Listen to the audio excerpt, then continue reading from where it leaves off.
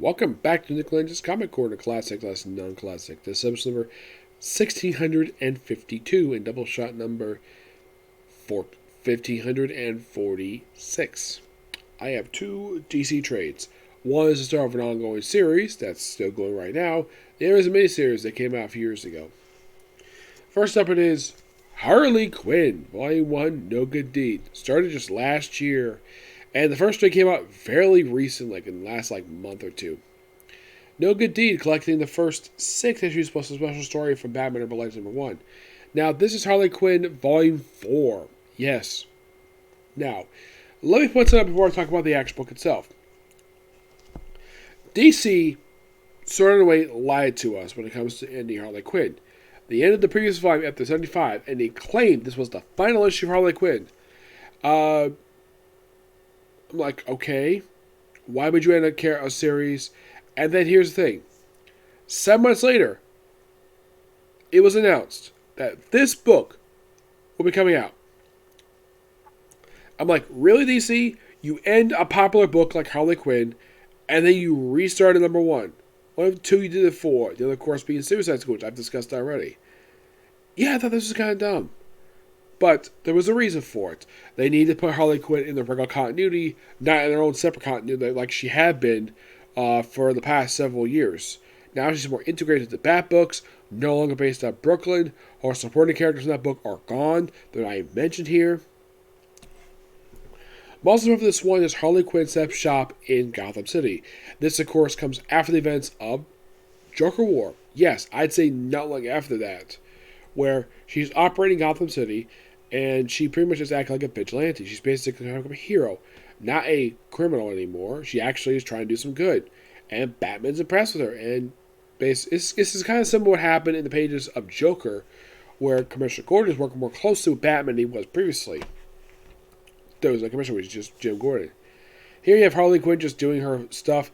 But in the case of the book itself, the Urban Legends one-shot basically had her and employees have a kiss. Which, that doesn't happen again until actually just recently. Yep. And there's also stuff various stuff that she's pinpoint various different cases. Batman's very impressed with her detective work. And agrees to let her join the Batman family, but she basically, apparently, do I get paid? Do I get bat check? He's like, I don't know if it works that way. Well, you give Robin and you get Batgirl and Nightwing salaries. Why not me? He doesn't have an answer for that, but he does, in fact, pay them. Yes. As a matter of fact, Nightwing's got an allowance. Batgirl, I believe Barbara Gordon gets her money from the government because she was a consultant for the government, so I think she still gets paid from them. She probably gets a very extensive bank account. In the case of Tim Drake, I believe he still gets an allowance from what I can think. I'm sure Damien does. Yeah. Oh, and here's something interesting, though. They revealed recently that Nightwing is actually a billionaire. Yep. You want to know why? Because Alfred, get this, instead of leaving his money to his daughter, Julia Pennyworth, who is still around, despite the fact that the writers keep forgetting her, left his entire fortune, which, by the way, was worth almost $1 billion, and left all to to Dick Grayson. So he's a billionaire living in Bloodhaven. Which I look forward to basically reviewing that first trade when it gets done by Tom Taylor, which is amazing on the book. Now, of course, Steph Phillips does the writing for this book, and we also have Riley Ruspo. Yes, Ruspo, who actually did one of my favorite miniseries, Batman the Shadow. And here, works great. I love the guy's artwork for Harley Quinn. And, of course, she wears the outfit from the Harley Quinn TV show. And I talked with my friend Timmy about it, okay, that makes sense. I, of course, have watched the Harley Quinn TV show, and you're thinking, really? You're a fan of Harley Quinn? You don't watch the TV show? I haven't had a chance to. I've seen a couple clips of it. Like when Harley made out with Poison Ivy in the show. I've seen that. But I haven't fully watched the episodes. But I do know about the kiss they had on the animation. I do know about that. But that's a show until I just haven't had a chance to watch it. Seriously, I'm watching a whole bunch of other stuff. I just don't have time to. But this is really, really good. I love this. Snip does an absolute fantastic job with this book. Now, here's a fun fact for you. Guess how many females have actually written Harley Quinn? The Harley Quinn ongoing series. 2. Amanda Conway's first one, though she co-wrote it with her husband, Jim Palmiotti. The other one was Stan Phillips. Yep. I give that book a 9.5 out of 10. Next up it is Brave and the Bold, Batman and Wonder Woman. Written and drawn by Liam Sharp. Yes, Liam Sharp does this. It's mostly put for this one just, well, now this is just 6-issue miniseries. I believe this came out just a few years ago because I actually picked this up from the local comic shop, this one. Actually, I think I picked up at Barnes, I think it was. Yeah, this came out just 3 years ago. I think this was just before the changes for the stuff they have currently. We still have Batman together with Catwoman. This is, of course, before that aborted wedding of theirs. And we have Wonder Woman with Steve Trevor, obviously. Now, they team up with some kind of, like, Vikings, some other kind of, like, God stuff. And, of course, Batman's recruited because... And despite the fact this probably is mostly like a Wonder Woman series, my guess is Batman has to be here because of the stigma that the Brave and Bold series has, where a lot of the time it's a Batman team-up. That's what a lot of people think of it as, and plus, TV show. And plus, also, I'm sure Liam Sharp probably really want to draw Batman. Liam Sharp, the artwork for this series makes sense because he has drawn Wonder Woman before, and Batman, I think the only exposure he had to basically drawing him was back in the Wonder Woman annual. Writing, I don't think, part of the series, I don't think he did any writing before.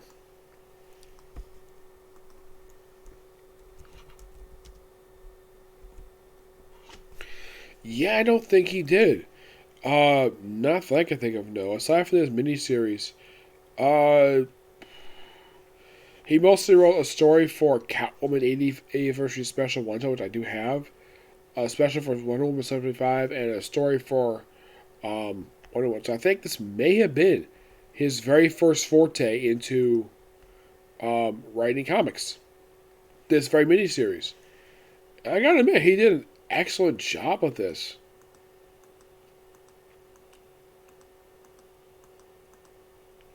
Yeah, he does write. Yeah, the one shot he did actually came a couple years after this for Catwoman. Mm-hmm. Wonder Woman, I believe, came out just recently. Oh wait, 2016. So this technically was his very first writing experience.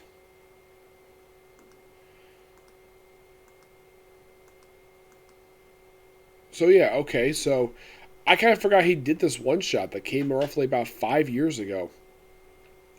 Actually, more 6 years ago. So yeah, so it's like his only experience writing is writing a story for a one shot for Wonder Woman. I'm like, okay, Batman wise, never a Batman before, but this by far was really, really good. I thoroughly enjoy this. One thing I don't like about this trade is the price tag. For a trade to collect 6 issues, it's like $25. And you're thinking, really? Yeah. This hardcover is $25. The Harley Quinn one, my guess is it's hardcover. That one also is $25. But in the case of my next music book I'll review, yeah, there's a reason why for that. I'll talk about that in a future comic corner. But again, Batman Wonder Woman, Brave and Bold, a 9 out of 10. Fun miniseries. Excuse me. And just basically another miniseries you can definitely say I have reviewed from Batman. But in the last couple of videos, I've reviewed a lot of Batman miniseries. Yep. So yeah, that's the particular review. My next video is going to be a review of the newest episode of Demon Slayer. And you might be asking, Nick, are you going to do more Super Sentai today? Yes.